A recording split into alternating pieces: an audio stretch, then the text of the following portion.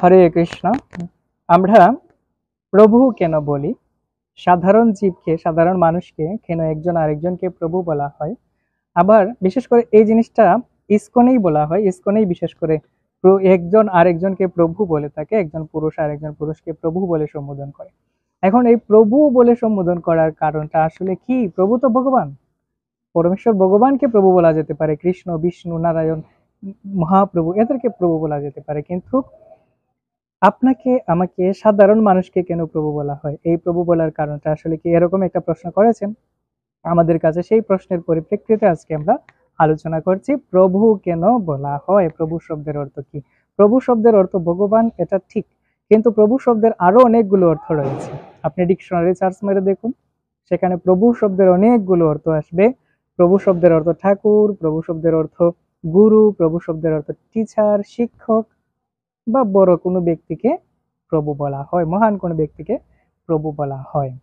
এখন আমরা বাদ দিয়ে দিলাম এগুলো, না প্রভু শব্দে আমরা ভগবানকে কেবলমাত্র প্রভু বলবো, মানুষকে কেন প্রভু বলবো? মানুষকে প্রভু বলার কারণটা আসলে কি?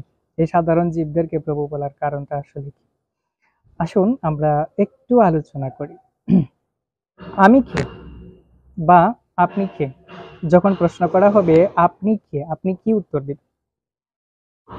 আমি বলবো আমি বিশ্বজিৎ, বা আপনি বলবেন আমি অমুক। এই যে অমুক তমুক, এই অমুক তমুক শব্দটা আমরা ব্যবহার করি আমাদের দেহজাত সম্পর্ককে কেন্দ্র করে, কিন্তু প্রকৃতপক্ষে আমরা দেহ নই, আমরা দেহের মধ্যে অবস্থিত আত্মা, চিন্ময় আত্মা। ভগবান বলছেন মমই বাংশ জীব লোকে জীবভূত সনাতন।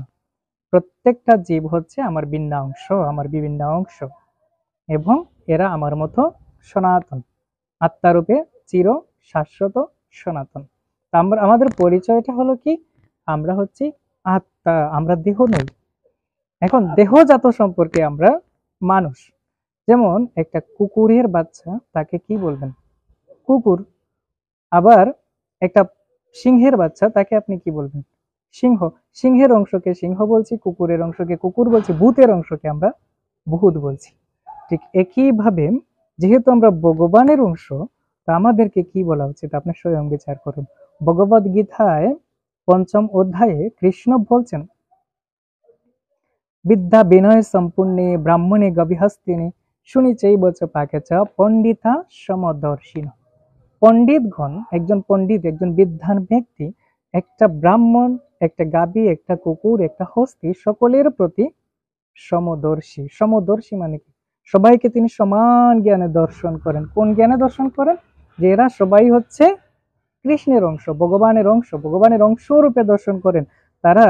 বা একজন বিজ্ঞ ব্যক্তি, একজন বিদ্বান ব্যক্তি, একজন জ্ঞানী ব্যক্তি ওই কুকুর, এটা পশু, এটাকে ঘৃণা করে, এটাকে না না এভাবে না। তারা মনে করেন এরা এরা হচ্ছে ভগবানের অংশ। আমি যেমন ভগবানের অংশ, এরাও ভগবানের অংশ, বিভিন্ন কর্মের ফলে ভিন্ন ভিন্ন দেহ ধারণ করেছে। তাই তাকেও আমার ভগবানের অংশ রূপে সম্মান করা উচিত, ভালোবাসা উচিত। এভাবে তারা একে অপরকে ভালোবাসেন, সমদৃষ্টি সম্পূর্ণ হন, সবার প্রতি সমজ্ঞান করেন। এখন যে কথাটা আমরা বলছিলাম যে ভগবান বলছেন সবাইকে সমানভাবে দর্শন করতে, তাহলে আমরা আত্মারূপে সবাইকে দর্শন করি। যদি যদি আমরা আত্মারূপে সবাইকে দর্শন করি, তাহলে কুকুরের বাচ্চাটাকে কুকুর বলতে পারবেন না, সেও ভগবানের অংশ, আত্মা, তাই না? এখন পরিচয়, দেহগত পরিচয়ে সে কুকুরের ঘরে জন্ম নিয়েছে, কুকুরের অংশ সে কুকুর, বিড়ালের অংশ বিড়াল, ভূতের অংশ ভূত, আবার সিংহর অংশ সিংহ। তাহলে ভগবানের অংশ কি হবে? যেটা বলছিলাম, ভগবান অংশরূপে আমরাও ভগবান। যেহেতু আমরা ভগবানের অংশ, আপনি স্বর্ণের একটা টুকরাকে কি বলবেন? স্বর্ণ বলবেন। বিশাল পরিমাণের একটা পাহাড়কে আপনি কি বলবেন? স্বর্ণের পাহাড়কে আপনি স্বর্ণই বলবেন। বিশাল পরিমাণ স্বর্ণের পাহাড়টাও স্বর্ণ, আবার ওই স্বর্ণ থেকে খণ্ড একটু স্বর্ণ নিয়ে আসলে তাকেও আপনি স্বর্ণই বলবেন, তার আলাদা কোনো নাম দেওয়া হয় না। ঠিক একইভাবে ভগবানের অংশরূপে প্রত্যেকটা জীবই হচ্ছে ভগবান, কিন্তু সে ভগবানের মতো পূর্ণ নয়। ভগবান আর জীবের মধ্যে এটাই পার্থক্য, জীব হচ্ছে ক্ষুদ্র এবং ভগবান হচ্ছেন বিশাল। স্বর্ণের টুকরাকে যেভাবে স্বর্ণ বলা হয়, ঠিক একইভাবে প্রভুর অংশকে প্রভু বলা হয়। আশা করি সকলে বুঝতে পেরেছেন আমরা কেন একজন আরেকজনকে প্রভু বলে সম্বোধন করি, কারণ সে প্রভুর অংশ। এখন কি আমরা প্রভুকে ছোট করে দিচ্ছি, ভগবানকে ছোট করে দিচ্ছি তাকে প্রভু বলে?